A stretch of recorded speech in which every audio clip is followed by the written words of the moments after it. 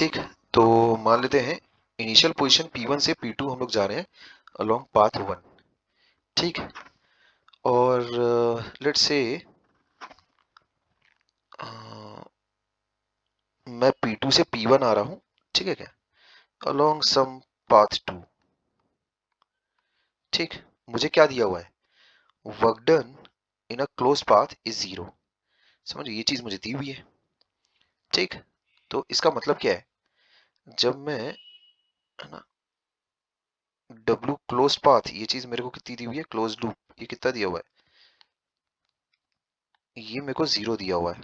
ठीक है, तो मैं क्या बोल सकता हूँ, integral F dot D S, है ना, P1 से P2 प्लस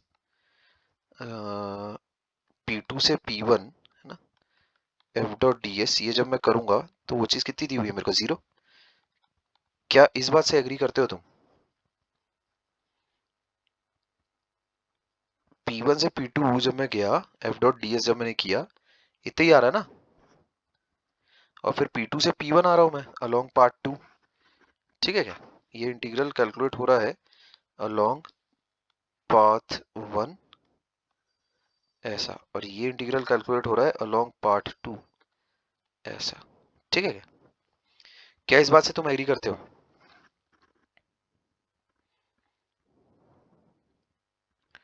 पहले उसको, क्या तुम मेरी आवाज सुन पा रहे हो?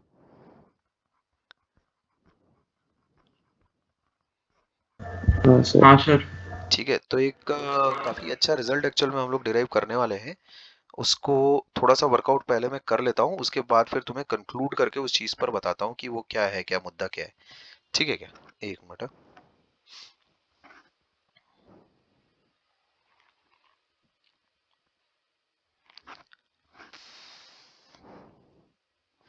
इसको मैं ऐसा लिख सकता हूँ,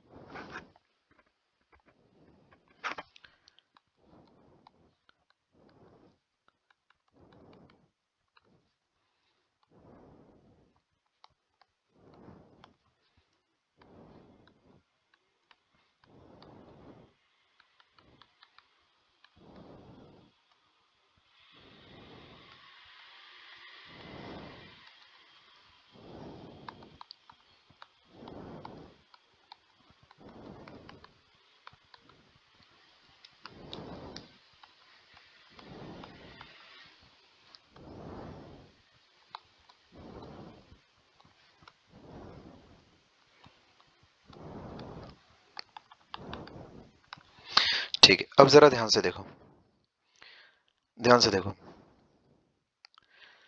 हम लोगों को ये गिवन है, वर्क डन कितना हो रहा है क्लोज पाथ में, 0। इसका मतलब मैं क्या बोल सकता हूँ कि भाई P1 से P2 जब integral F dot D S कर रहे हैं, है ना, अलोंग पाथ 1, अलग अलग पाथ के अलोंग अगर तुम F dot D S calculate करोगे तो अलग अलग आएगा। इस बात से तो एग्री करते हो ना? अरे, अलग अलग पाथ के अलोंग अगर तुम एफ डॉट डी एस अगर कैलकुलेट करोगे तो अलग अलग आएगा। नहीं समझ रहे? अरे मैं क्या बोल रहा हूँ, अलग अलग पाथ के अलोंग हाँ अगर तुम, सर। हाँ, कैलकुलेट करोगे तो एफ डॉट डी एस, जाहिर सी बात है अलग अलग आएगा। भाई दो पाथ के अलोंग सेम आएगा ऐसा कैसे बोल सकते हैं अपन? ठीक है क्या, पाथ मस्ट बी गिवन ना, तभी तो अपन इंटीग्रेट करेंगे। अलग अलग पाथ के अलोंग अलग अलग आएगा, वो जाहिर सी बात है।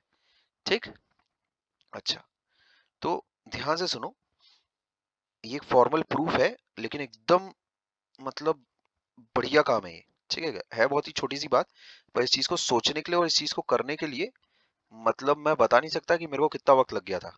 ठीक है क्या, कितना वक्त लग गया था मैं बता नहीं सकता।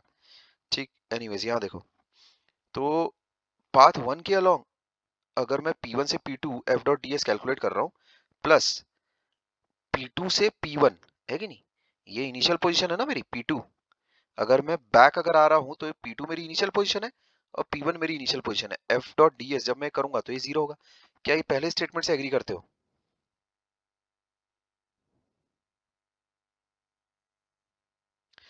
ये हाँ चीज, सर। हाँ, ये चीज क्या है अपने पास, ये है W P1 से P2। ठीक है क्या, और ये चीज क्या है मेरे पास, W P2 से P1।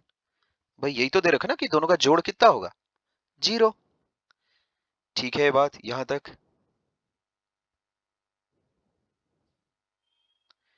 ठीक है, बात यहाँ तक क्लियर है? हाँ सर। अच्छा, उसके बाद देखो मैं क्या कर रहा हूँ, मैंने लिमिट्स इंटरचेंज कर दी। ये जो P1 का जो भी कोऑर्डिनेट्स रहेगा, P2 के जो भी कोऑर्डिनेट्स रहेंगे, मैंने उसको इंटरचेंज कर दिया।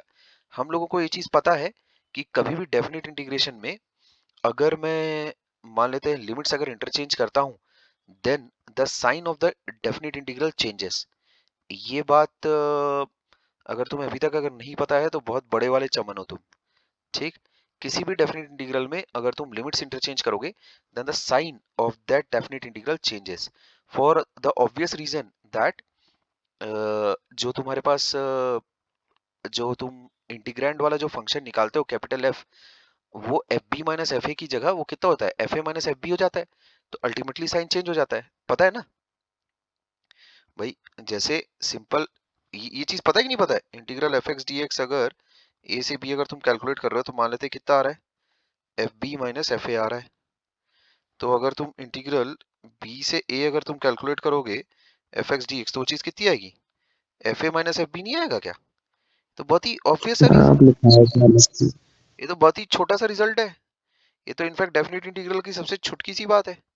इसको तो आए दिन अपन रोज ही यूज करते हैं, रोज ही, है ना, रोज यूज करते हैं इसको तो ऑलमोस्ट। अच्छा, तो वही काम मैंने देखो यहाँ पर किया है।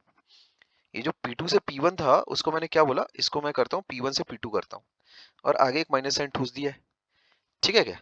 बाकी सब चीजें वैसी की वैसी है, समान। यहाँ तक कोई दिक्कत है तो बताओ।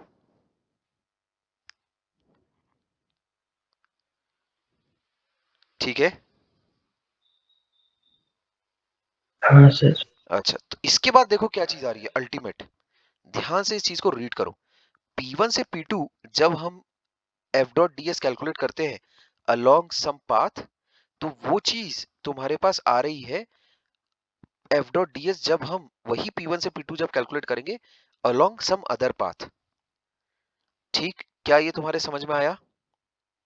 इसका मतलब अगर पाथ 3 के लिए भी अगर मैं उसको कैलकुलेट करता, तो जितना पाथ 1 के लिए जो इंटीग्रल आ रहा है ना, उतना ही पाथ 3 के लिए भी आता। मान लेते हैं इसमें मैं एक किसी पाथ 3 को ले आऊं, पाथ 4 को भी ले आऊं, तो इसको जनरलाइज किया जा सकता है कि नहीं किया जा सकता है? P1 से P2 f dot G D madam. S, हाँ, अलोंग पाथ 1 जितना आ रहा है उतना ही अलोंग पाथ 2 भी आ रहा है। ये जो एक नंबर होगा, ये जो नंबर है, ये अलोंग पाथ 1 जो आ रहा है, वही number same to same along path 2 भी आएगा।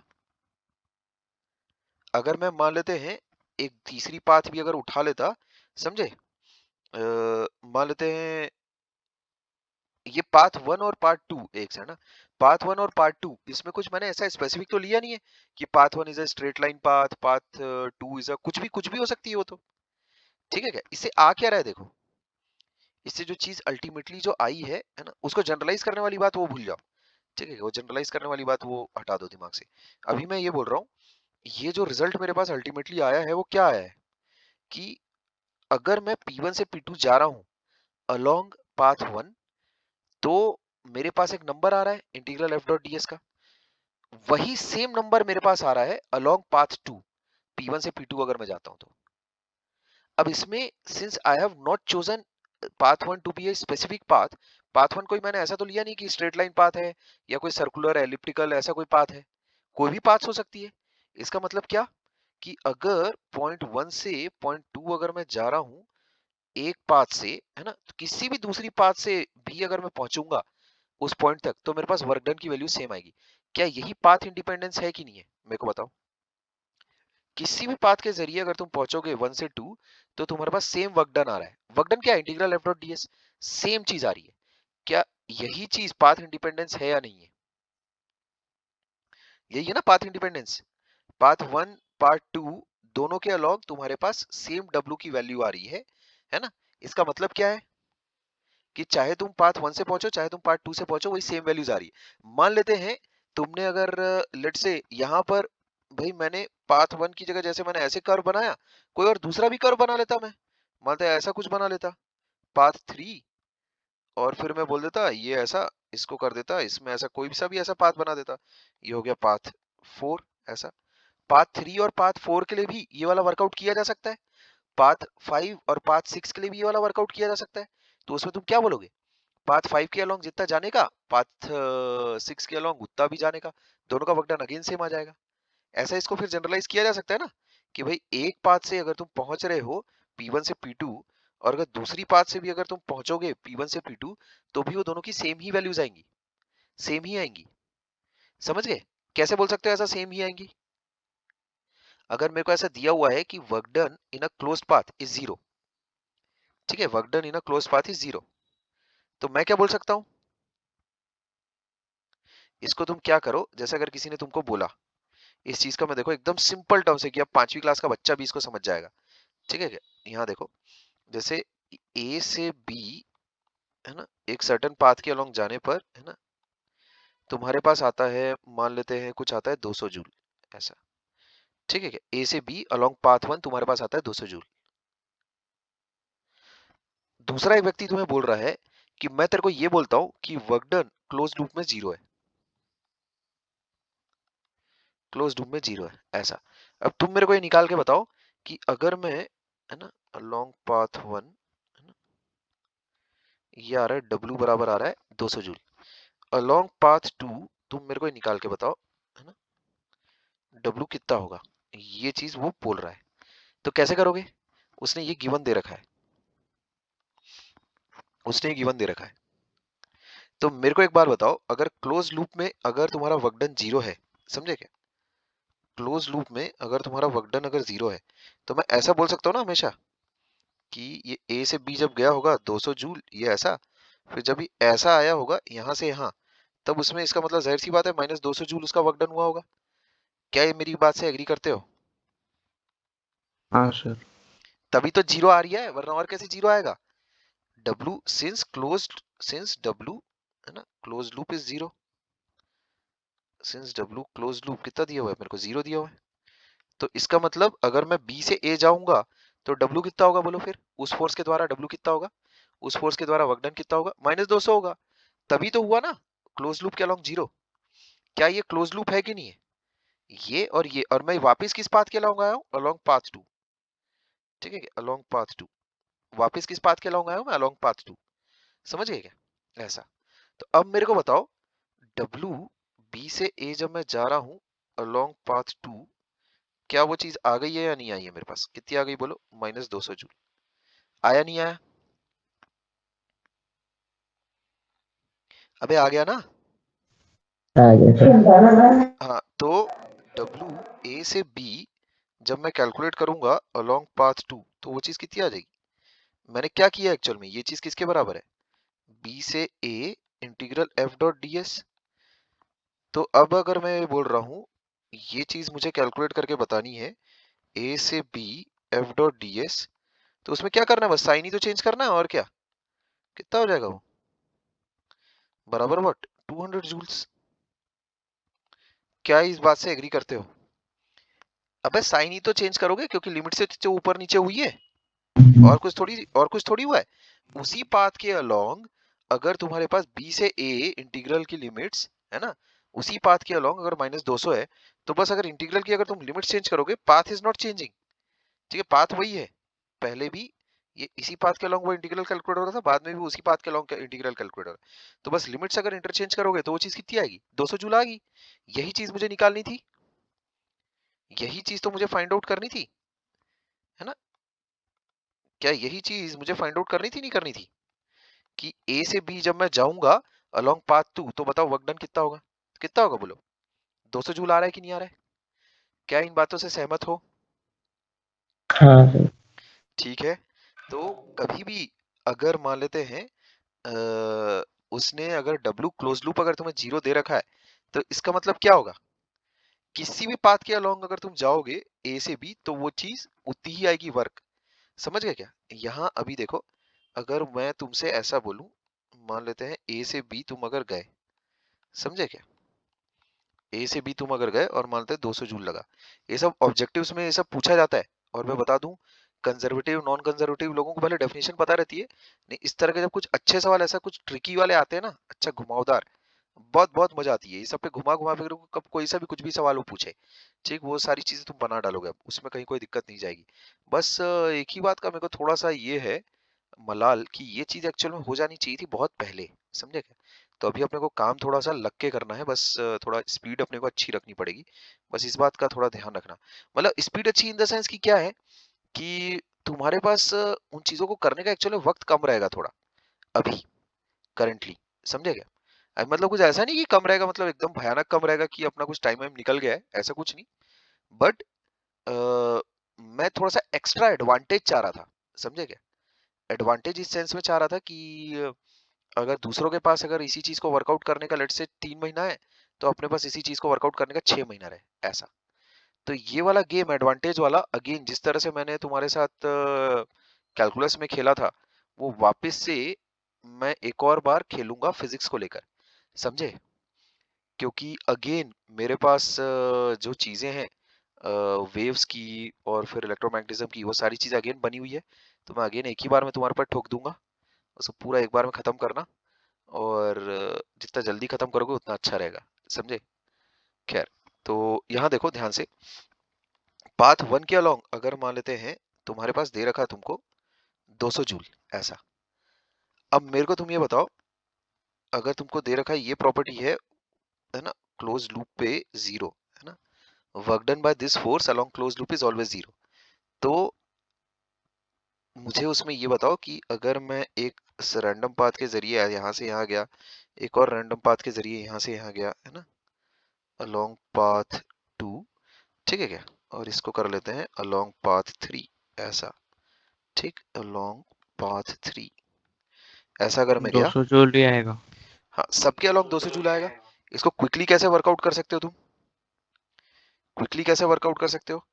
क्लोज लूप में जीरो है, क्लोज लूप में जीरो है, तो क्या करो, यही सेम डायग्राम एक्चुअल में रिपीट मारो तड़ से। यहाँ देखो, सेम डायग्राम यही वाला रिपीट मारो।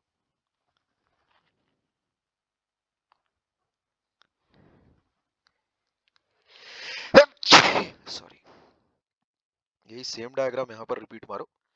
अब उसके बाद क्या करो, इसको हटाओ, है ना।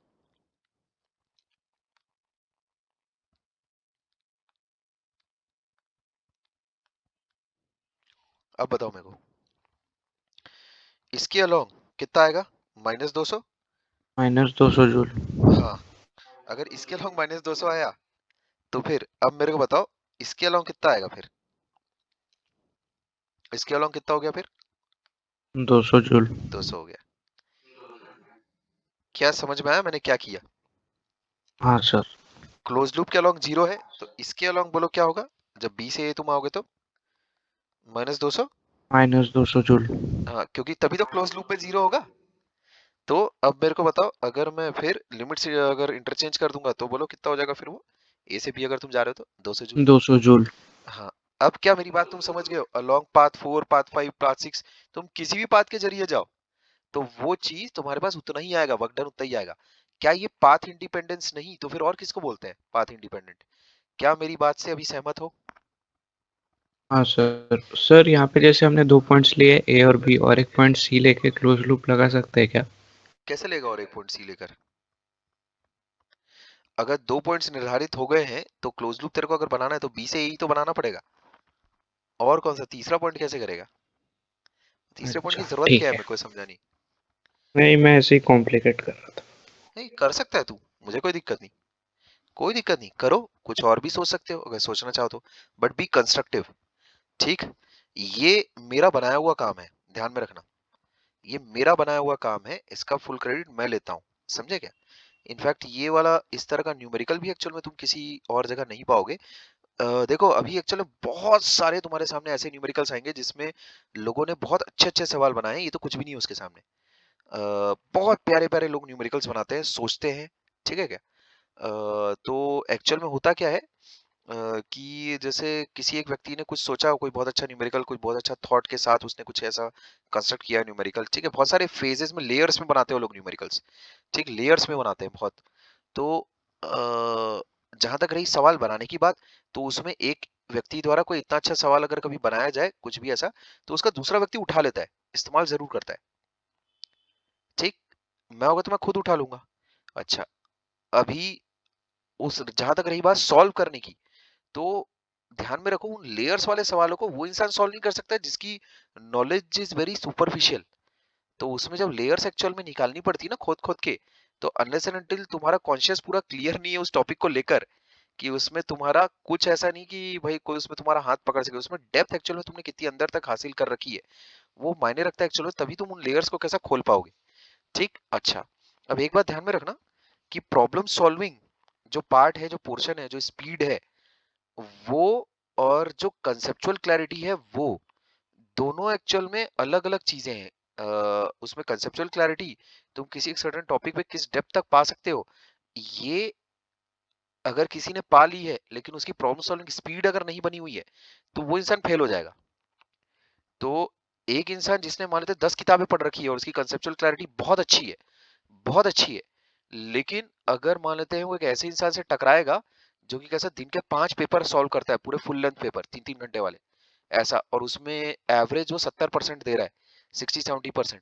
तो ऐसे इंसान के साथ जो एक दूसरा इंसान है जिसने 5 साल किताबें पढ़ी है और कंसेप्चुअल क्लैरिटी बहुत अच्छी है, और एक दूसरे ऐसे इंसान के साथ जिसने 2 साल काम किया है लेकिन वो उसकी स्पीड बहुत अच्छी मेंटेन हो गई है, बहुत अच्छी, तो ये दोनों लोग जब टकराएंगे तो भले ही जो दूसरा व्यक्ति है उसकी कंसेप्चुअल क्लैरिटी उतनी अच्छी ना हो। किस सेंस में? क्योंकि उसने बहुत ज्यादा अंदर तक कैसा घुस के उसका नहीं काम किया है, लेकिन ऊपरी उसकी काफी ठीक ठाक है। प्रॉब्लम सॉल्व कर रहा है तो कुछ तो आता ही होगा। हाँ, तो ऊपर ऊपरी उसका ठीक है, पर उसकी अंदर तक घुसने उसने किसी सब्जेक्ट पर कैसा ऐसे डीप रिसर्च नहीं की हुई है, लेकिन ऊपरी उसका ज्ञान ठीक है, अच्छा खासा है।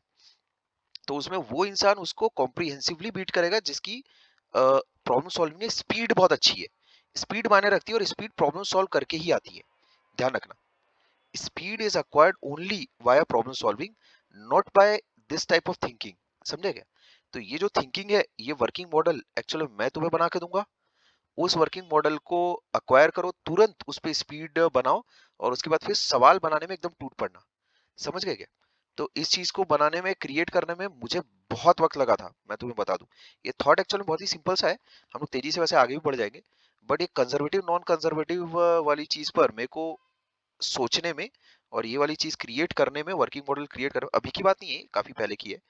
तो अभी भी जैसे, क्योंकि ये चीजें मेरी क्लियर थी तो मुझे ऐसा कुछ वर्कआउट करने में कुछ ऐसा लगा नहीं, लेकिन जैसे तुम किसी किताब वगैरह को अगर खोलोगे ना, लेट्स से एनसीईआरटी तुमने ओपन की, एनसीईआरटी छोड़ो, कोई भी अगर दूसरी किताब अगर तुमने ओपन की, तो यार साले लिख तो देते हैं, लेकिन क्या है कि मजा नहीं आती फिर, मतलब कुछ ऐसा लगता है कि जैसे यार ये तो मेरे को बता रहा है कि भाई ऐसा है तो है, ठीक, अनलेस एंड अनटिल उससे कुछ वर्कआउट ऐसा ना हो कि हाँ अब मेरी आंखें खुल गई, समझे, एकदम अब मेरे ज्ञान चक्षु खुल गए एकदम खतरनाक अंदर तक। तब जब किसी टॉपिक पे तुम्हारी इस तरह की ऐसी कमांड हो जाती है, कुछ इस तरह की अच्छी फीलिंग वाली चीज, तब वो कैसा, वो तुम्हारा टॉपिक फिर अपना है, उसको कभी रिवाइज करने की जरूरत नहीं है तुम्हें, उस पर तुम बिंदास कभी भी सवाल बना सकते हो, ऐसा। ठीक, प्रॉब्लम सॉल्विंग की नीड तो हमेशा रहती ही है प्रैक्टिस की, फिर उसमें तुम वो चीजें फिर कभी भी फिर सॉल्व कर सकते हो, क्रिएट कर सकते हो। अभी रुको, अब दूसरे इसके पोर्शन पर आते हैं। अगर मैं तुम्हें ऐसा कहूं कि मान लेते हैं, एक मिनट, एक मिनट, हाँ, एक मिनट, ये छींक आ रही है, पता नहीं अभी कैसे, खैर, तो बीच में कभी भी धमाका हो सकता है। एनीवेज, तो मैं ये बोल रहा हूँ कि वर्क डन, अगर तुम्हारे पास ऐसा आएगा, सर हाँ बोलो, सर हाँ बोलो, सर जो हम ये राउंड ट्रिप ले रहे हैं ए से बी और बी से वापस वापस ए आ रहे हैं और हाँ उसमें हमारे वर्क डन दोनों का अगर राउंड ट्रिप में 0 दिया है और वर्क डन हम एक ए से बी जाने के लिए 200 जूल्स ले रहे हैं तो हाँ, इसका मतलब हम ये भी बोल सकते हैं ना सर कि फोर्स इक्वल होगा इन दोनों में। नहीं, देखो मैं फोर्स, क्यों बोल रहा एक बता। मिनट, एक मिनट, एक मिनट, फोर्स हाँ इक्वल होगा बोल नहीं सकते हैं, मैं ये बोल रहा हूँ कि फोर्स इक्वल है ही, सेम फोर्स के लिए तो अपन कैलकुलेशंस कर रहे हैं सारी की सारी,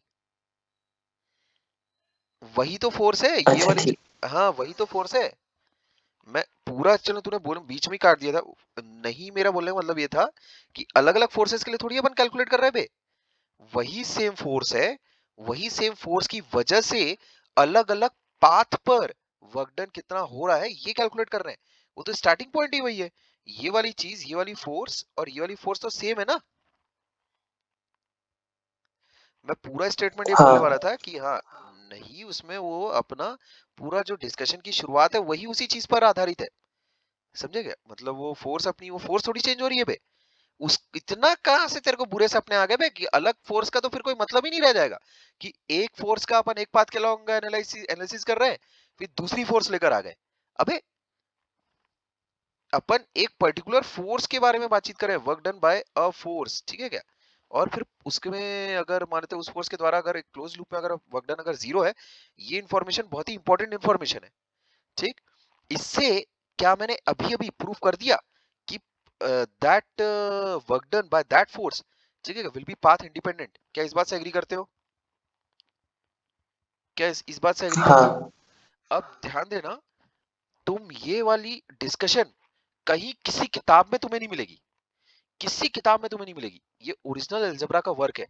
जो वर्किंग मॉडल्स जो एक्चुअल में बनाए जाते हैं, वो मतलब ध्यान में रखना, जैसे अगर किसी ने अगर लेट से मेहनत करके अगर कोई वर्किंग मॉडल अगर बनाया है, उस मेहनत को अगर तुम अगर देख लेते हो और कम टाइम में अगर उसको सीख लेते हो और एनालाइज करके उसको अपना बना लेते हो, तो इससे एक स्टूडेंट का बहुत भयानक मात्रा में कैसा वक्त बचता है, बहुत भयानक मात्रा में। इस तरह से अगर वर्किंग मॉडल्स अगर तुम्हारे पास आते जाए उसको कलेक्ट तुम करते जाओ तेजी से, और बस पूरा फोकस सवाल बनाने पर अगर रखो, तब तुम कैसा मैक्सिमम बेनिफिशियल स्टेज पर आ जाते हो। समझ गए? बहुत बेनिफिशियल स्टेज पर आ जाते हो। लेकिन उसमें मैं तुम्हें बता दूं कि प्रॉब्लम सॉल्विंग जो है, उसमें जो स्किल्स है रिक्वायर्ड, वो चीज अच्छे लेवल पर लगती है। पर एक अच्छी चीज तुम्हारे साथ ये है कि मॉडल्स में तुम्हें कहीं कोई गड़बड़ नहीं होगी। अब बस अपने को मॉडल्स कैसा क्विक खत्म करने। अब उसमें अगर मान लेते यही चीज अगर तुम 3-4 साल से अगर कर रहे होते, तो इसमें तुम्हें कोई गलती नहीं होती, या फिर इसमें तुम्हें जब मैं बातचीत करता तो बहुत एक सहजता बहुत ज्यादा होती है, एक अलग ही लेवल पर होती। तो बस मेरा तुमसे ये बोलना है कि फिर उसमें सहज होने के लिए अभी अगर तुम नंबर ऑफ आवर्स अगर ज्यादा लगाओ, तो उसमें सहज तुम हो जाओगे इन चीजों के साथ।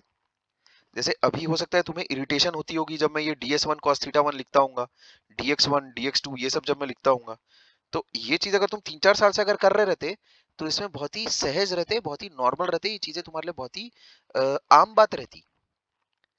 तो इस चीज को जितना जल्दी हो सके अपना बना लो, और इसके लिए क्या करो, नंबर ऑफ आवर्स अपने तुमको इंक्रीज करने पड़ेंगे, इसका और कोई सब्स्टिट्यूट नहीं है। बार बार उन चीजों को लिख कर देखो, वर्कआउट करके देखो पेपर पर, समझ गए क्या? घस घस कर देखो, जितने भी क्लास इलस्ट्रेशन, जितने भी नोट्स में जितने सवाल एक्चुअल में लिए जा रहे हैं, उन सारी चीजों को घस घस के बहुत अच्छे से देखो, बार बार लगातार, ठीक? तो किए हुए सवाल अगर तुम लेट से 50 अगर तुम किए हुए सवालों को बहुत अच्छे से अगर प्रैक्टिस करते करे हुए हो अगर, तो उसके बाद फिर तुम किसी भी सवाल में बैठो, उसमें फिर कोई दिक्कत नहीं आएगी तुमको, ठीक है क्या? लेकिन जो ये वर्कआउट है, इसको जितना जल्द से जल्द अपना बनाओगे उतना अच्छा रहेगा, ये बात ध्यान में रखो, समझे? और थोड़ा तेजी से जितना ज्यादा से ज्यादा तुम वर्कआउट करोगे, जल्दी इनको अपना बना लोगे, उतना ज्यादा सवाल एक्चुअली तुम्हारे पास सॉल्व करने का मौका रहेगा, ठीक? तो ग्रोथ कैसा ज्यादा होगी, ठीक है? तो नंबर ऑफ आवर्स एक्चुअली तुमको बढ़ाने चाहिए, है ना? जैसे अभी तुम बोल रहे हो ना एक एक दिन पीछे रहते हो, तो वो वाली चीज ठीक नहीं है। उसको नंबर ऑफ आवर्स बढ़ाओ, मैनेज होता है सब बराबर, स्कूल का कोई लफड़ा है नहीं, सब होता बराबर, मैनेज करो। और स्कूल का अगर होता भी तो लोग, मैं ऐसे जानता हूँ बहुत सारे, वीनाइटी में फर्स्ट ईयर में मेरे साथ जो बंदा था, जयेश, है ना, जयेश नाम था उसका, वाजरे वजारे क्या पता नहीं क्या था, ठीक है क्या? तो उसने फर्स्ट ईयर में 8.8 उसका जीपीए भी था, और उस बंदे ने फर्स्ट ईयर में कॉलेज में रहते हुए एक्चुअल में एग्जाम क्रैक किया था, समझे क्या? मेरे सामने। तो स्कूल से तो फर्स्ट सेमेस्टर की जो पढ़ाई थी, फर्स्ट और सेकंड सेमेस्टर की मिलाकर वीनाइटी कॉलेज में, वो किसी भी स्कूली पढ़ाई से कम 10 गुना ज्यादा कठिन थी, मैं तुम्हें बता रहा हूँ। मुझे 1 सेकंड की फुर्सत नहीं मिलती थी, और उसमें मैंने 9 सीजीपीए स्कोर किया था, ठीक है क्या? मेरा एग्जैक्ट 9.00 था, एग्जैक्ट 9.00, फर्स्ट और सेकंड से मिलाकर, ठीक है क्या? और उस बंदे ने, मेरे पास तो कोई कॉलेज वॉलेज का भी लफड़ा नहीं था, मैं तो ऑलरेडी एक ड्रॉप ऑलरेडी ले चुका था, समझे क्या? तो उसने 12th के बाद वो लड़का आया था क्रॉस करके, उसने 8.8 सीजीपीए भी क्रैक किया, उसने जेडब्ल्यू भी क्रैक की इन द सेंस कि उसको रैंक तो पीछे आई थी, उसको आईआईटी मांडी मिला था। पर वो बहुत बड़ी बात है, लोग कर नहीं पाते ये 8.8 सीजी। और खुशकिस्मती से वो लड़का रायपुर का था, है ना, रायपुर का था, बैरन बाजार का, ठीक है क्या? रायपुर का ही बंदा था वो, है ना। और इनफैक्ट मेरे साथ एक बार उसने वो बोला था, मेरे पास खुद ही आया था कि यार टिकट हम लोग साथ कराते हैं करके, उसको पता नहीं कहाँ से पता चल गया था कि मैं भी, है ना। तो उसने बोला टिकट साथ में कराते हैं अपन, घर साथ ही चलेंगे करके, बढ़िया से। बहुत ही चेयरफुल था वो, चिल आउट था। और उसमें फिर क्या रहता है कि कॉलेज में जब साथ में पढ़ते हैं तो फिर कोई ऐसा नहीं रहता कि अबे तू 1 साल मुझसे छोटा है या फिर ऐसा है। वो एक्चुअल मुझसे 1 साल छोटा था, पर वो साथ में ऐसा चिल आउट करते हुए सब एकदम एक बराबर ही हो जाता है फिर। तो बहुत ही चिल था वो बंदा, बहुत ही चिल। तो उसमें याद है मुझे कि रेलवे की टिकट्स वगैरह एक्चुअली मैंने करवाई थी हम दोनों की साथ में मिलकर। ठीक, तो पहली बार घर भी हम लोग गए थे तो वो एक ही साथ गए थे। खैर, तो उसमें देखो उसने सीजीपीए भी क्रैक किया और उसने फिर मतलब एग्जाम भी फोड़ा। तो इसका ये मतलब नहीं है कि एक इंसान के पास जैसे कुछ कुछ रहता है ना कि अ, नहीं मेरा तो स्कूल है, नहीं मेरा तो वो ये ऐसा। तो उसमें एक बात ध्यान में रखना, जिसके अंदर कैसा इंटेलिजेंस होता है वो चीजें उसको करने में उसको 50 घंटा नहीं लगता फिर काम को। जिसको 500 घंटे लग रहे हैं इसका मतलब उससे हो भी नहीं रहा है, उससे हो भी नहीं सकता। ठीक है, एक पर्टिकुलर काम को करने के लिए अगर तुम्हें मानते 500 घंटे लगते हैं इसका मतलब वो तुम्हारे बस का नहीं है वो। ठीक, करने में एक्चुअल में वक्त कैसा लिमिटेड लगता है, और तुम्हारे अंदर अगर भेजा है अभी तक के, अगर काम अच्छा किया है और उसमें अगर तुम्हारे अंदर थोड़ा बहुत अगर ब्रेन है तो वो चीजें होती है बराबर। ठीक है क्या, वर्कआउट होता है बराबर, जल्दी होता है। और जिससे नहीं होना रहता है उससे कुछ भी नहीं होता है। तो उसमें नंबर ऑफ आवर्स मैं जो बोल रहा हूँ तुम्हें वो किस लिए जरूरी है, सो दैट नई चीजों के साथ तुम यूज टू हो सको थोड़ा जल्दी, है ना, और थोड़ा ज्यादा अच्छे तरीके से। इसलिए नहीं बोल रहा हूँ कि एक ही सवाल में कैसा वो 25-25 घंटे लगा रहे हैं और ये सब ऐसा। थोड़ा चीजों को जल्दी वर्कआउट करके उसको जल्दी कैसा खत्म करने की कोशिश किया करो। ठीक है क्या, सो दैट तुम्हारे पास टाइम ज्यादा रहे। आगे बढ़ते हैं। अगला जो तुम्हारा सब पार्ट है वो क्या है, अगला जो तुम्हारा वर्कआउट है वो ये है। ये तो एक अच्छी चीज वर्कआउट कर लिया अपन ने। इसी का जो विपरीत है, converse of this above statement, that if work done, है ना, बाय अ फोर्स, ठीक, is path independent, is path independent, then prove that the work done by that same force, वरना फिर प्रियांशु फिर बुरा मान जाएगा। ठीक है, then the work done by that same force in a closed loop, is zero। ये जिस दिन मैंने वर्कआउट किया था उस दिन मुझे याद है कि मेरी खुशी की कोई सीमा नहीं रही थी। मतलब ये कुछ एक नई इन्वेंशन करने से कम नहीं था ये मेरे लिए। ठीक है क्या? क्योंकि ये चीज मुझे याद है कि ये बहुत तकलीफ बहुत देती थी मेरे को। मतलब अरे यार ये कैसे हो गया यार, ये कभी ये बोलता है work done by force in close path is zero, कभी बोलता है कंजर्वेटिव, कभी पता नहीं क्या क्या, है ना। बड़ा दिमाग खराब मेरा बहुत होता था इसमें। समझे क्या, बहुत दिमाग खराब मेरा बहुत होता था। और बाकी का भी होता है लेकिन फिर लोग कॉम्प्रोमाइज कर ही लेते हैं और आगे बढ़ ही जाते हैं कि अरे चलो अब ऐसा आएगा तो ऐसा लिख देंगे, या फिर चलो अब समझौता एक इंसान अपने साथ कर ही लेता है किसी न किसी स्तर पर। ठीक है क्या, तो उसमें मैं एक्चुअल में उतना कॉम्प्रोमाइजिंग था नहीं। तो मुझे उसमें ऐसा नहीं कि भाई उसमें मुझे इसमें मतलब कुछ ना कुछ करना था। नहीं यार ऐसा ये अपन एडजस्ट करके नहीं चलेंगे। ठीक, नहीं नहीं नहीं ये नहीं चलेगा अपने साथ। ठीक है, तो खैर इसमें अगर इसका तुम्हें कन्वर्स अगर प्रूफ करना हो, ठीक है, एक सेकंड, अगर तुम्हें इसका कन्वर्स अगर तुम्हें करना हो, ठीक है क्या, अभी कैसा, अगर तुम्हें इसका कन्वर्स अगर साबित अगर करना हो, ठीक है क्या, अभी कैसा करोगे। Work done is path independent, है ना, ये मेरे को दिया हुआ है। इसका मतलब क्या है एक्चुअल में, work done is path independent, इस बात का मतलब क्या है, वर्क डन बाय फोर्स, है ना, इस पाथ इंडिपेंडेंट, इस बात का क्या मतलब है। इसका मतलब ये है, ध्यान दोगे,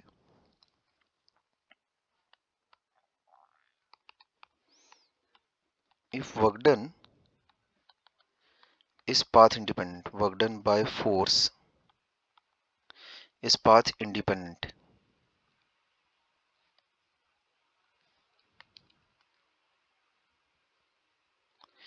इसका मतलब होगा that there is some function of position coordinates with the help of which I can write work done। कैसे, existence of a function ur, है ना, ठीक, dependent on coordinates, ठीक है, dependent on position of, dependent on coordinates, या फिर मैं बोलूँ डिपेंडेंट ऑन पोजीशन। किसकी position, dependent on initial and final positions. ठीक है, dependent on coordinates of, dependent on position बोलो, कोऑर्डिनेट्स बोलो, पोजीशन या फिर coordinates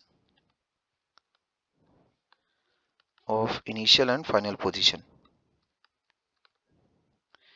initial and final position, ठीक है क्या? या फिर डिपेंडेंट ऑन पोजीशन और कोऑर्डिनेट्स ही बोलो ना तुम, इनिशियल और फाइनल पोजीशन क्या बोल रहे हो? एक ऐसा फंक्शन जो सिर्फ और सिर्फ पोजीशन पर डिपेंड करता है, ऐसा। इस बात का मतलब ये है कि जैसे यहाँ देखो, अगर मान लेते हैं पाथ 1 के जरिए अगर तुम गए ए से बी, ऐसा, तो वर्क डन अगर मेरे को कैलकुलेट करना है तो मैं कैसे कैलकुलेट करूंगा? इस तरह से, डब्ल्यू ए से बी कैसे कैलकुलेट करूंगा मैं? एक फंक्शन के साथ यू ए, है कि नहीं, ऐसा कैलकुलेट करूंगा आर ए, उसमें उस फंक्शन में कोऑर्डिनेट्स डालूंगा मैं ए के, माइनस उसी फंक्शन में कोऑर्डिनेट्स डालूंगा मैं बी के, ऐसा। ऐसा एक ना एक फंक्शन एग्जिस्ट कर रहा होगा, समझे? ये चीज उसका डायरेक्ट कॉन्सिक्वेंस है। अगर मान लेते हैं वर्क डन तुम्हारे पास अगर पाथ इंडिपेंडेंट है, इसका मतलब क्या है कि भाई जाहिर सी बात है, ये पक्की बात है कि एक ऐसा फंक्शन एग्जिस्ट कर रहा होगा डिपेंडेंट ऑन कोऑर्डिनेट्स, ठीक है क्या, जिसकी मदद से तुम वर्क डन लिख सकते हो। भाई पाथ इंडिपेंडेंट है, इसका मतलब क्या है? कोऑर्डिनेट डिपेंडेंट है। पाथ इंडिपेंडेंट इसका मतलब क्या है? इसको नेक्स्ट पॉइंट के लिए साइड में रखो, जो लैंग्वेज है उसको समझते हैं पहले अच्छे से, है कि नहीं?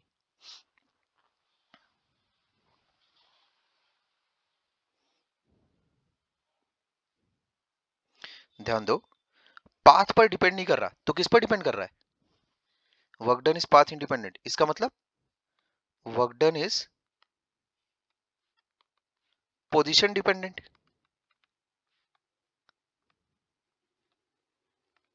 ठीक है क्या? इनिशियल एंड फाइनल पोजीशंस,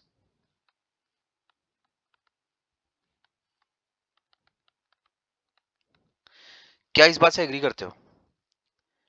अबे अगर पाथ पर डिपेंड नहीं कर रहा तो किस पर डिपेंड कर रहा है? कहां से चले और कहां तक चले उसी पर डिपेंड कर रहा है ना। इनिशियल कोऑर्डिनेट और फाइनल कोऑर्डिनेट उस पर डिपेंड कर रहा है। क्या इस बात से एग्री करते हो?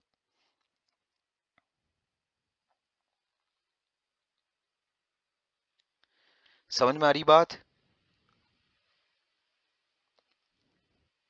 अरे समझ पा रहे हो क्या? क्या मेरी आवाज सुनाई दे रही है तुम्हें?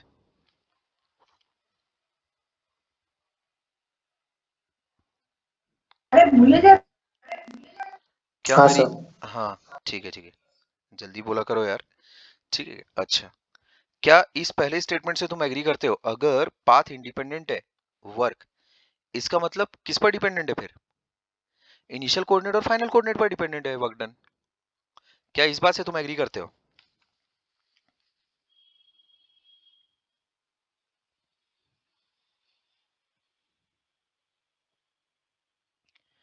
अरे हाँ या ना?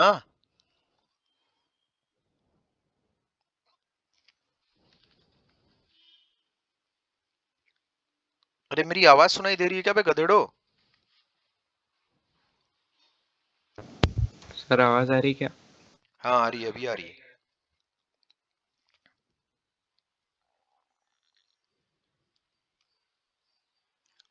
अरे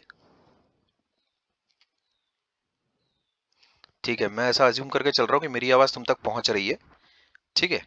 तुम्हारी आवाज लेकिन मुझ तक नहीं आ रही है, मैं तुम्हें बता दूं। यार आगे बढ़ते हाँ, हैं। हाँ क्या बोल रहा है रोनित? ये आ रही है क्या? वो हाँ मेरा पता नहीं, अनम्यूट होने के बाद भी आवाज नहीं जा रहा था। ठीक है, अभी आ रही है आवाज, ठीक है, अच्छी बात है। तो मैं ये बोल रहा हूँ कि अगर पाथ पर चीज डिपेंड नहीं कर रही, वर्क अगर पाथ पर अगर डिपेंड नहीं कर रहा है, तो इसका मतलब जाहिर सी बात है पोजीशन पर डिपेंड कर रहा है, कि आप कहां से चल रहे हो से लेकर कहां तक जा रहे हो, ठीक। तो इसका मतलब क्या है कि जो वर्क है वो एक्चुअल में इनिशियल जो तुम्हारे पास कोऑर्डिनेट्स हैं x1 y1 है ना, y1 z1, ठीक है बात, वहां से डिपेंड कर रहा है तुम्हारे पास किस पर? यार ये फिर गंदगी मच गई है। हाँ?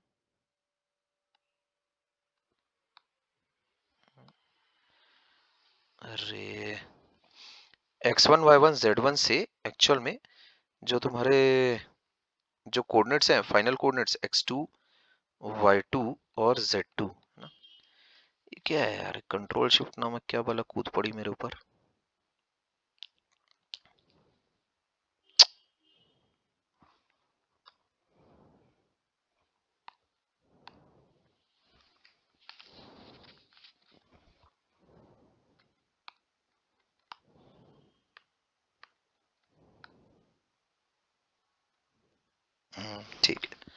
चलो चला गया भाई। तो मैं ये बोल रहा हूँ, इसका मतलब सिर्फ और सिर्फ इनिशियल और फाइनल कोऑर्डिनेट्स पर एक्चुअल में वो जो वर्क है वो डिपेंड कर रहा है। ठीक है, पाथ पर डिपेंडेंट ही नहीं है। इसका मतलब x1 y1 z1 है ना, इनिशियल कोऑर्डिनेट है ना, कहीं ना कहीं तो स्पेस में तुम चालू कर रहे हो ना। और फिर जो फाइनल कोऑर्डिनेट है मेरे पास x2 y2 z2 है ना, जो फाइनल कोऑर्डिनेट है उस पर बात डिपेंड कर रही है। ये this is important, this is important, not the path. ठीक है क्या? क्या इस बात से एग्री करते हो? अच्छा, तुम्हारी तो आवाज आएगी नहीं मुझ हाँ तक। सर। अच्छा ठीक है, हाँ चलो बढ़िया आ रही है। तो ये इंपॉर्टेंट है, नॉट द पाथ। सिर्फ इनिशियल कोऑर्डिनेट और फाइनल कोऑर्डिनेट वो इंपॉर्टेंट है, नॉट द पाथ। अभी इसका मतलब मैं क्या बोल सकता हूँ, वर्क कैलकुलेट करने के लिए एक मेरे पास ऐसा फंक्शन होगा जो सिर्फ और सिर्फ पोजीशन या फिर कोऑर्डिनेट्स, सिर्फ और सिर्फ कोऑर्डिनेट्स पर डिपेंडेंट होगा। उस फंक्शन को मैं कहता हूँ यू आर। और फिर वर्क डन मैं उससे ऐसा डिफाइन करवाता हूँ कि वो अगर फंक्शन अगर मेरे पास है ऐसा, कौन सा फंक्शन है ना, यू आर अगर मेरे पास फंक्शन है, तो मैं ऐसा बोल रहा हूँ कि work done from A to B, वो चीज अब मैं कैसे डिफाइन करूंगा उससे, यू फंक्शन के साथ इनिशियल कोऑर्डिनेट जब उसमें पुट इन करूंगा मैं उस फंक्शन में, तो मेरे पास यू की एक वैल्यू आएगी। फाइनल कोऑर्डिनेट जब मैं उसमें पुट इन करूंगा उस फंक्शन में, तो मेरे पास अगेन एक वैल्यू आएगी। उसका जो डिफरेंस होगा वो एक्चुअल में मेरे पास मुझे वर्क देगा। ऐसा क्यों, ऐसा डिफरेंस ही क्यों लिया मैंने? बिकॉज इनिशियल कोऑर्डिनेट भी उसमें तुम्हारा जरूरी है और फाइनल कोऑर्डिनेट भी तुम्हारा जरूरी है। तो मैं ये बोल रहा हूँ कि जो वर्क होगा, अपन यू को इस तरह से डिफाइन करेंगे कि जो वर्क होगा वो इस तरह से ऐसा कैलकुलेट होगा, है ना। You is purely defined by us. ठीक है क्या? यू एक्चुअल में एग्जिस्ट करेगा, इस तरह से एग्जिस्ट करवाना पड़ेगा उसको कि वो इस चीज को सेटिस्फाई करे। ठीक है, यू एग्जिस्ट तो करेगा बट उसका जो इस्तेमाल होगा वो किस तरीके से होगा, इस तरह से होगा वर्क कैलकुलेट करने के लिए। समझ गए? तब तुम देखो, ऐसा होने की वजह से इसमें कहीं पर भी पाथ नहीं है। This equation is path dependent independent, this equation is path independent and depends only on initial and final coordinates.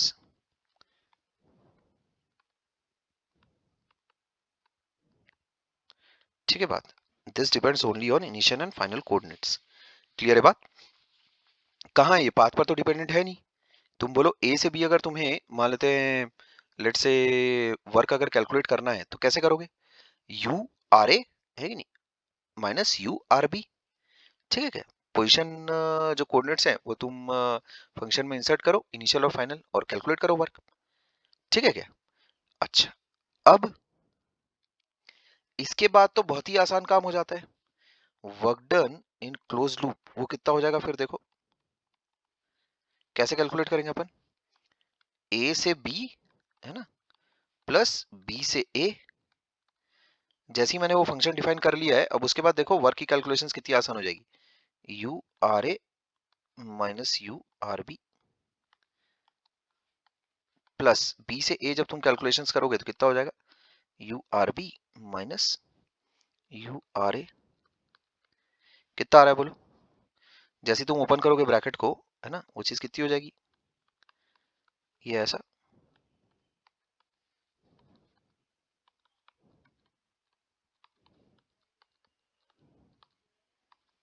क्या बोलते हो, आ रहा है शून्य? क्या मेरी बात समझ में आ रही है तुम्हें? हाँ सर। ठीक है, क्या इस प्रूफ से तुम एग्री करते हो? अगर work done is path independent, इसका मतलब पक्की बात है कि ऐसा एक फंक्शन होगा u जो सिर्फ और सिर्फ कोऑर्डिनेट्स पर डिपेंड करेगा, जिसकी मदद से मैं वर्क लिख सकता हूं। There exist a function u जिसे तुम आगे चल के पोटेंशियल एनर्जी फंक्शन कहते हो, आगे चल के कहोगे। एक ऐसा फंक्शन एग्जिस्ट करेगा u जो सिर्फ और सिर्फ पोजीशन कोऑर्डिनेट्स पर डिपेंडेंट होगा और जिसकी मदद से मैं वर्क लिख सकता हूं। ठीक है, ये जो मेरा ट्रीटमेंट है पोटेंशियल एनर्जी को लेकर या फिर ये पाथ को लेकर, ये टॉप नॉच है, ध्यान में रखना। Top notch, this is top quality content, ठीक है क्या? ये टॉप नॉच है एकदम, ध्यान रखो। इससे और डीप इस टॉपिक पर नहीं जाया जा सकता, ठीक है? अच्छा खैर, तो अब मेरे पास क्या चीजें आ गई हैं, ध्यान दो। अगर मेरे पास ऐसा लिखा हुआ है, ठीक, अगर मेरे पास ये ऐसा लिखा हुआ है, कंक्लूजन बता रहा हूं मैं, ठीक है? अगर मेरे पास ऐसा लिखा हुआ है, work done by force in close loop is 0, ठीक है? इसका मतलब मैं क्या बोल सकता हूं? That work done is path independent,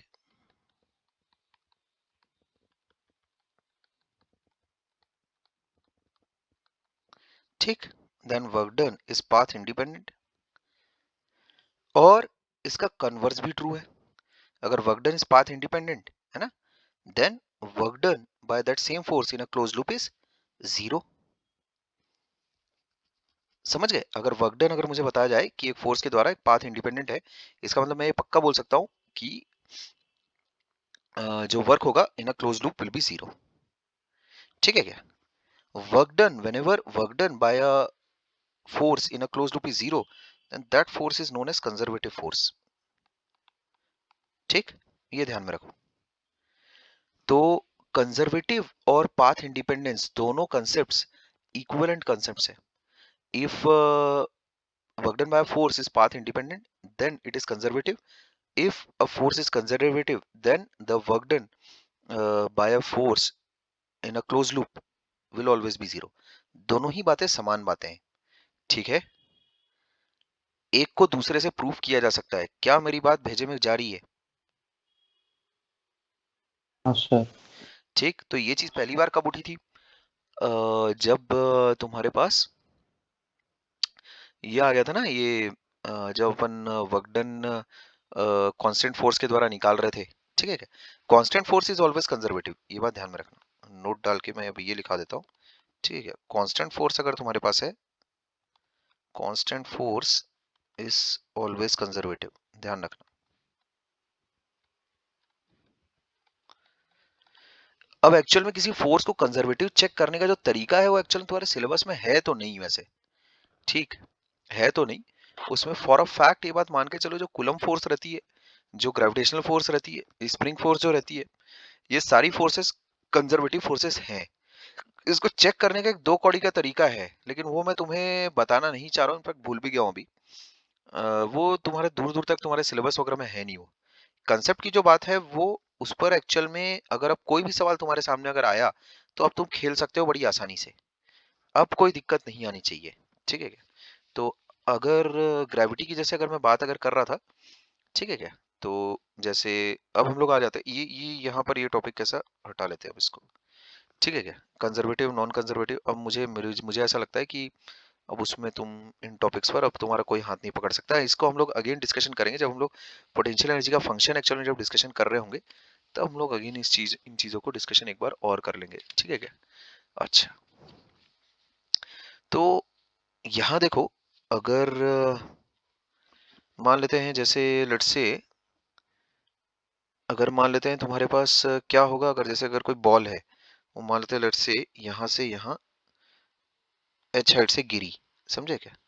ऐसा, तो वर्क डन बाय ग्रेविटी कैसे लिखोगे?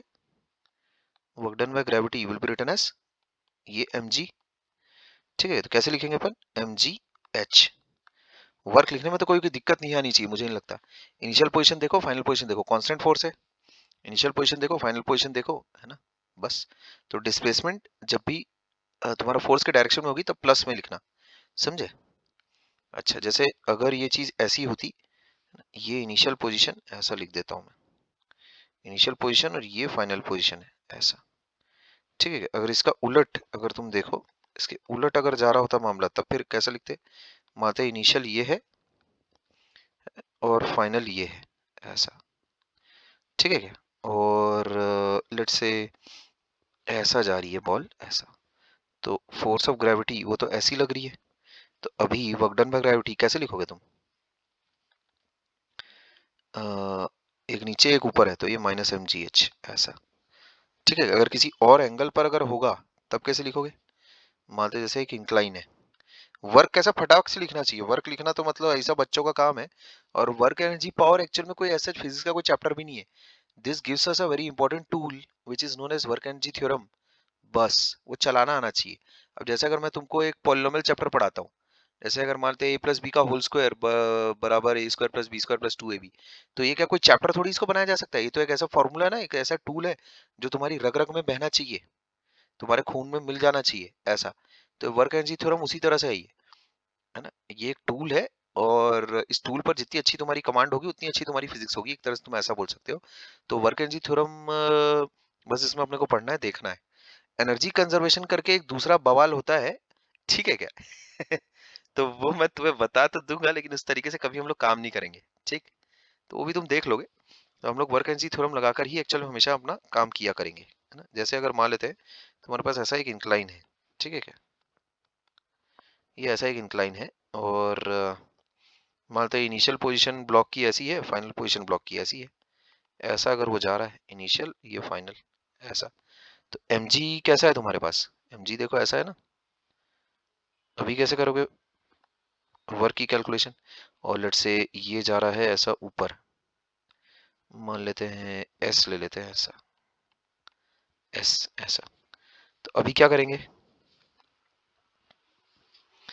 तो सिंपल है, ये देखो mg ऐसा नीचे है ना, तो या तो mg को रिजॉल्व कर लो, या तो फिर ऐसा भी देख सकते हो कि mg मतलब वर्टिकल डायरेक्शन में ना, तो वो जो ब्लॉक है वो ऊपर कितना गया है, ये वाला जो एंगल होगा ये ऊपर कितना गया है, s sin थीटा इतना गया है ऊपर, है ना, और इतना गया है वो सामने की तरफ s cos थीटा। तो ऐसे भी तुम वर्क कैलकुलेट कर सकते हो, कितना हो जाएगा वर्क डन बाय ग्रेविटी, कितना हो जाएगा minus work done by gravity, कितना हो जाएगा minus mg s sin theta. ऐसे भी कर सकते हो, या तो फिर कुछ लोगों का पर्सनल प्रेफरेंस रहता है, वो ऐसा कर लेते हैं। मुझे दोनों में ही कोई ऐसा कुछ खास खराबी नहीं दिखाई देती। mg cos थीटा, है ना, mg sin थीटा, ऐसा भी करते हैं कुछ लोग s। तो अब देख ही सकते हो mg sin theta is opposite to s, तो minus mg sin theta times s, ऐसा। ऐसा भी कर सकते हो वर्क डन बाय ग्रेविटी, ठीक है क्या। अप्रोच 1 ये हो गया, अप्रोच 2 क्या बोलते हैं, दोनों तरीके चालू हैं। जो मुझे ज्यादा नेचुरल लगता है वो ये है, मैं ऐसे करता हूँ, ठीक है क्या। मुझे एक्चुअल में ये वाली चीज अच्छी नहीं लगती ऐसा। मैं हमेशा फोर्स को ही पकड़ता हूँ और फोर्स का देखता हूँ कि भाई फोर्स ने क्या किया एक्चुअल में, ठीक। तो this is what I follow, ठीक है क्या। जैसे n नंबर ऑफ फोर्सेस अगर लग रही है तो मैं हर फोर्स को देख लेता हूँ कि साले ने तू कर क्या रहा है करके, ठीक है ऐसा। ठीक है, अगर कोई बॉडी वही ऊपर से अगर नीचे की तरफ आ रही होगी, अगर इसमें क्या किसी को यहाँ तक कुछ पूछना है क्या? बहुत ही आसान चीजें है वैसे, यहाँ तक अगर किसी को कुछ बोलना है तो बोले। नहीं सर। ठीक है, अच्छा। तो अगर जैसे अगर कोई बॉडी ऊपर से अगर नीचे आवत है, थीटा ये मान लेते हैं इनिशियल, तो ये मान लेते हैं फाइनल है, ठीक है। और ऊपर से अगर तुम नीचे आए हो तब कैसे करोगे, ये mg। ऊपर से नीचे अगर तुम्हारा आगमन हुआ है तब क्या होगा, दोनों तरीके हैं तुम्हारे पास, ऐसा देख लो। ये हो गया s cos थीटा, लेफ्ट आए हो तुम और नीचे आए हो s sin थीटा। और mg एक्चुअल में किस तरफ लग रही है, mg भी तुम्हारे पास नीचे ही डायरेक्शन में लग रही है ऐसा, ठीक है। तो वर्क डन बाय ग्रेविटी तुम क्या बोल सकते हो, mg s sin थीटा,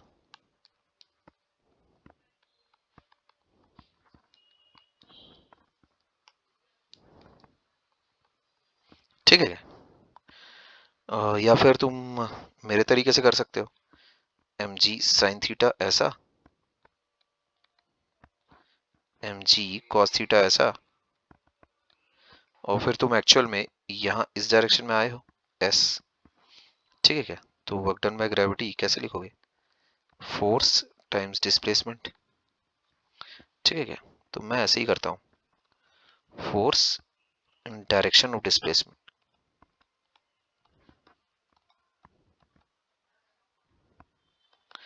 किसी किसी सिचुएशन में ऐसा भी करना पड़ सकता है, ठीक है क्या? Displacement in direction of force. किसी किसी सिचुएशन में ऐसा भी करना पड़ सकता है, तुम्हारी मर्जी है, ठीक है क्या? ये अप्रोच 1।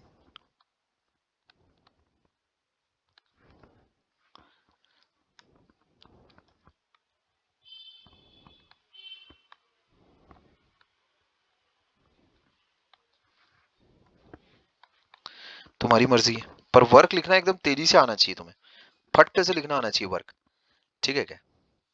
अच्छा, तो इसके अलावा अगर तुम्हारे पास कुछ इंटरेक्टिंग फोर्सेस हैं, ठीक है, वर्क डन, ग्रेविटी के द्वारा मैंने तुम्हें लिखना सिखाया, work done bye a pair of interacting forces, अगर ये अगर तुम्हारे पास है,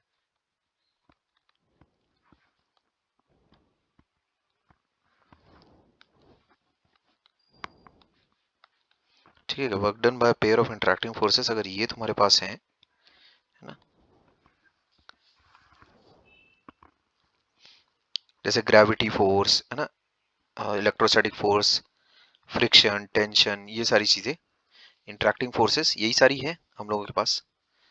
तो उसमें जैसे उसका जो थोड़ा मॉडल है अगर मैं वर्कआउट कर देता हूँ,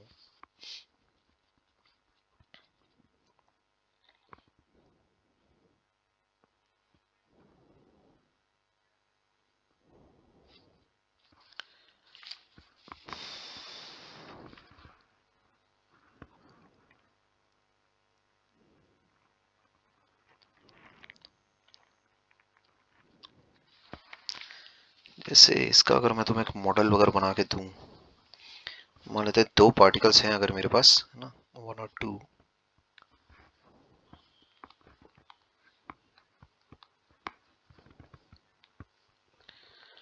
और उनके बीच में इंटरेक्शन हो रहा है, मान लेते हैं ऐसा, है ना, एक्शन रिएक्शन फोर्सेस के साथ इस तरह से ऐसा इंटरेक्शन हो रहा है। मान लेते हैं जो पहले वाले पार्टिकल की जो डिस्प्लेसमेंट हुई वो हुई dx1, और जो दूसरे वाले पार्टिकल की जो डिस्प्लेसमेंट हुई वो ही मान लेते हैं dx2, ऐसा, ठीक है? ये मेरे कोऑर्डिनेट एक्सिस है,